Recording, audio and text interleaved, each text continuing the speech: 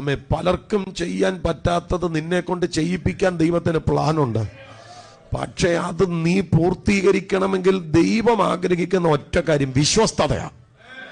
വിശ്വസ്തനാകാൻ പറ്റുമോ? ഒന്നും വേണ്ട ഒന്നും വേണ്ട. നിങ്ങൾക്ക് പ്രസംഗിക്കാൻ അറിയത്തില്ല, നിങ്ങൾക്ക് ഭാഷയില്ല, നിങ്ങൾക്ക് ശൈലിയില്ല, നിങ്ങൾക്ക് ബന്ധമില്ല, നിങ്ങളെ വളർത്താൻ ഒരാളില്ല. എല്ലാം സത്യമാണ്. നിങ്ങൾക്ക് ഒരു സാധ്യതയുമില്ല, നിങ്ങളെ ആരും അറിയത്തില്ല. പക്ഷെ വിശ്വസ്തനാണോ? ഇന്ന് പകലിൽ പ്രാർത്ഥിക്കണം, എന്നെ വിശ്വസ്തനാക്കണേ.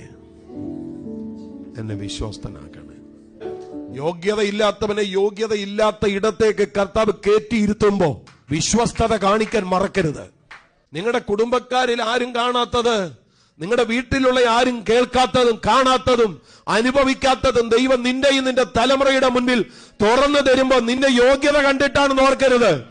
എവിടെയോ ദൈവത്തിന് തോന്നിയ ഒരു പ്രീതിയിൽ നിന്നുണ്ടായ കാര്യം കേട്ടോ. പക്ഷെ നിന്റെ അനുസരണക്കേട് പോലും ദൈവം പൊറുക്കത്തില്ല.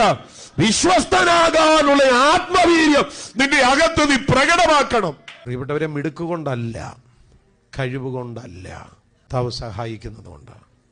വേറൊന്നും പറയാനില്ല.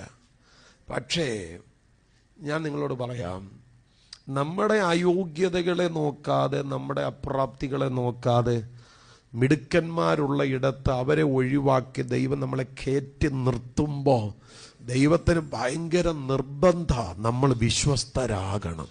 വിശ്വസ്തരായി നിന്നുണ്ടല്ലോ, ലോകമിളകി വന്നാലും ദൈവം നിന്നെ നിർത്തിയിരിക്കും.